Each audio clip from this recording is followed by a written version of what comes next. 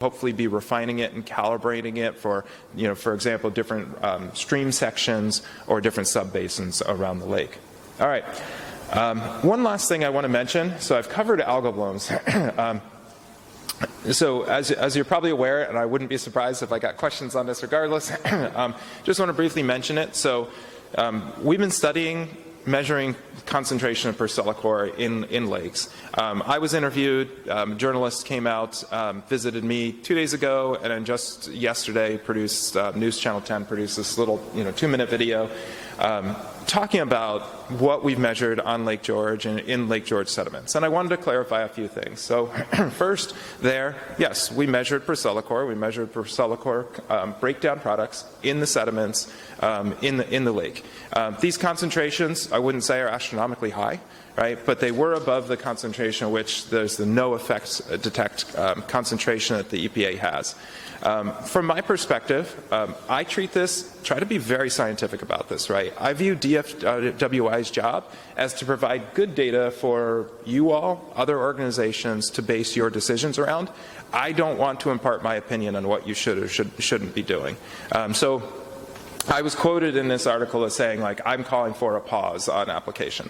I don't actually call for a pause. That's not my job, right? My job is to provide the data to it. Do I think this warrants further follow-up study? This is an exposure pathway to chironomids, these benthic invertebrates. We could be, the concentrations here could potentially be high enough that it's harming these aquatic insects.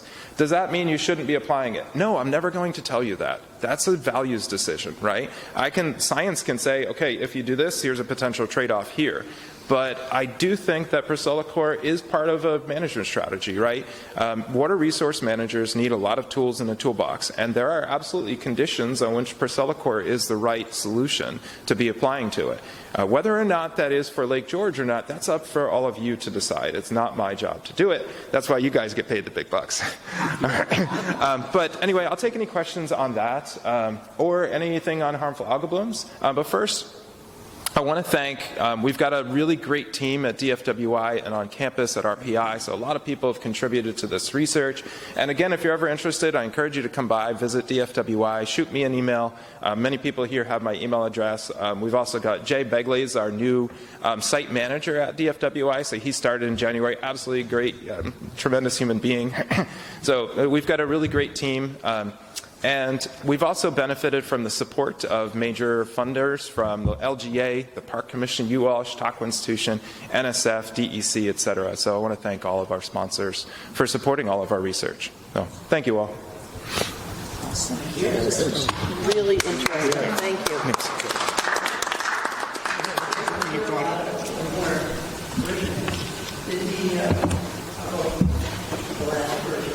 Did the reporter report? Yes.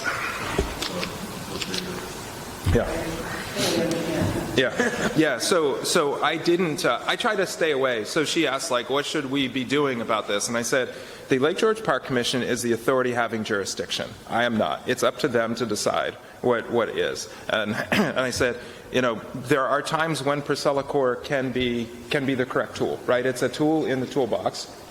And I said, even if you were, so we haven't seen, so the concentrations I mentioned, could be affecting benthic invertebrates, these little tiny insects that live in the sediments. We don't know if it is. But I tell you what, even if it is, there are water bodies where pCor could still be the right tool, even if you are seeing negative impacts. Because in some water bodies, right, it can grow out of control. It can be a major impediment to recreation, other drinking water intakes, etc. So it needs to be a tool in the toolbox. And again, it's up to all of you guys to decide what is the right tool.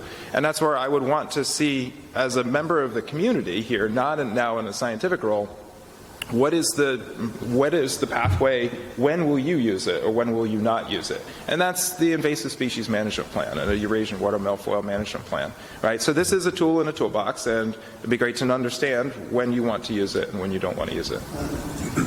Just for the record, I know you know this, that the Park Commission doesn't have any plans on our agenda right now or anything concerning sulfur, except for continually monitoring what we've done, etc.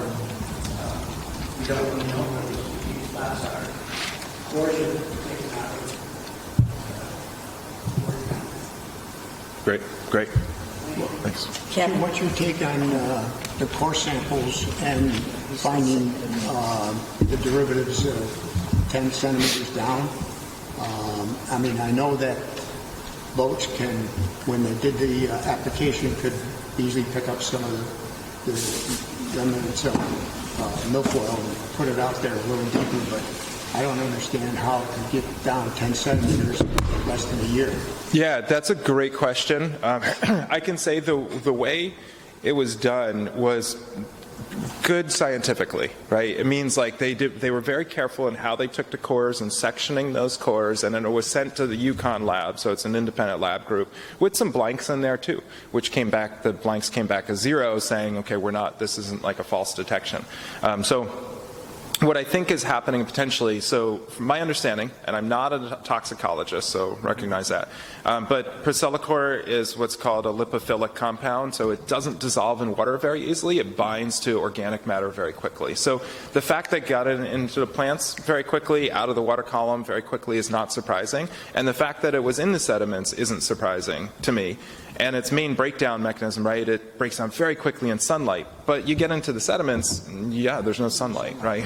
So it's going to persist longer in the environment. And then in the sediments, you do get mixing. Wave-driven mixing can do some at certain times of year, and you get organisms, these benthic macroinvertebrates and whatnot, moving through the sediments. So you can get mobilization that way, both by biological processes and purely like abiotic, like wind-driven mixing and stirring of the sediments. 10 centimeters is frankly deeper than I would have suspected, but I have no reason to question the results of the data, that I think it's probably a process like some organisms moving through the sediments. Yeah.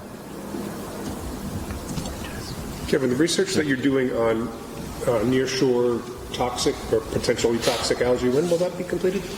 Next summer or next fall. So we want to do a full year of data to look at spatial variability around the lake and then seasonality to it too. Yeah. Kevin, I was under the impression that you started a little bit late this year, but I have a couple questions. The tiles I have, they're in proximity to where we live on the lake. Have they all been collected at this point in time? Yes, I think everything's been collected. Okay. Yeah. And that what Walt was just talking about, that benthic cyanobacteria study, that's really taking over from a lot of our algal tiles in the past. So it's like algal tile 2.0, if you will. And like your topic was HABs. I mean, the fact that algae, even if it's not harmful, can really play a very negative effect on the recreational and the other uses, the fish, all the wildlife in the lake. And so I hope that at the end of this study next year that you will have all the different places on the lake where you did go to and did some research, even though it wasn't harmful. It was just nuisance, terrible algae. And I'm also wondering if there's a correlation with the fact that I heard that we had a very cold winter last year, so the milfoil beds and the count of milfoil was down. And I'm wondering if that would be some kind of a correlation with how much algae has been in the lake, and also the fact that we had a very dry summer, so there wasn't a lot of runoff, and if that will play a part, along with the fact that many of the faulty septic systems have been repaired. Yeah, all really good points. Let me touch on some of them. So Eurasian water milfoil, anecdotal evidence does indicate that it's down across the region, right? Scroon Lake, it's down. Other water bodies in the Adirondacks, apparently it's down. So one thing we would love to see is implement some transects where in places that aren't managed to be able to look at natural processes. And so, they say the best time to plant a tree is 20 years ago, right? Same thing with long-term monitoring. We haven't been monitoring Eurasian water milfoil beds, especially in places that aren't regularly manually, harvested or herbicide applied. But we would love to start that monitoring program, because that way we can start to say, do we see natural cycles in its abundance? confidence. Your comment on nearshore algal growth, yeah, you could be seeing. It is fully reasonable scientifically, like if we have less macrophyte growth, to see more types of other type of algal growth, because those nutrients are then potentially being taken up by benthic cyanobacteria and other things. We haven't seen any of that, but it is a plausible factor.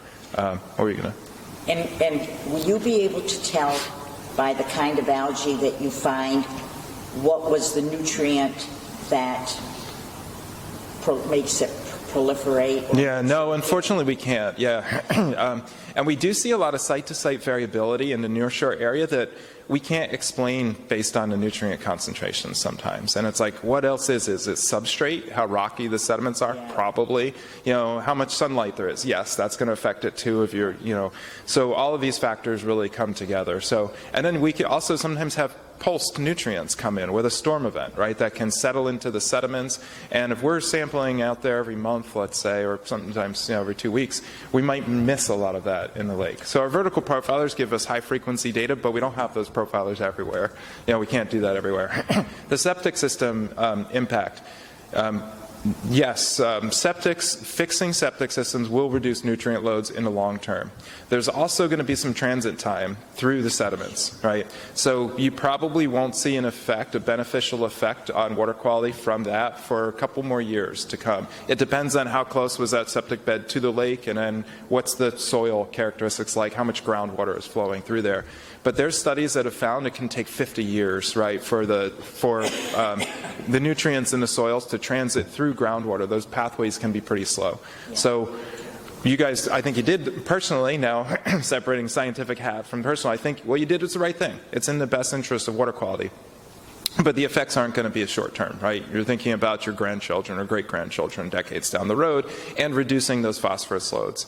And this partially compensates, as I mentioned, like as we get more severe storms, we're going to see more phosphorus and nitrogen loading. This is the sort of compensatory action you're taking to maintain water quality today. So, thank you. How do you compensate for all the yellow pollen that makes this annual visit? Yeah, a lot of people think are bad for the lake. Oh yeah, no, people confuse it with algal blooms all the time. Yeah. So what's the going thoughts of if you drop something in the lake on the south end and it flows to the north, how long does it take to get there? Yeah, the transit time depends a lot on the wind speed, you know, time of year, but on average, water in the lake takes about 5 to 7 years is what we call the residence time of it. Yeah. So that's lakes with shorter residence times tend to be more sensitive to what happens in a watershed, right? Because it flows off, gets right into the lake here. So that means that it's less sensitive to there. You've got you've got a natural, like a slow moving, water. But that also means that it's slower to fix too once it goes wrong, right? It takes longer to flush itself out. So, yeah. Kevin, on harmful algae blooms, you say you're taking the samples and sending them to Connecticut. What would it take, and would you be interested in doing that level of analysis locally for quicker response? Yeah, we have done some of the toxin analyses on our campus in Troy. There was a chemistry professor that was running some of those in the past. The Yukon lab we've used because they can do a broader suite of toxins at a lower detection limit. We can do it in-house. It just takes time and money, basically. Ultimately, it might be cheaper in the long run if we had a lot of samples that we were processing. But given our volume, that it was more cost-effective to send it externally. Yeah. Well, great report. Thank you. Great. Thanks for your invitation. Please come back. Yes. Okay.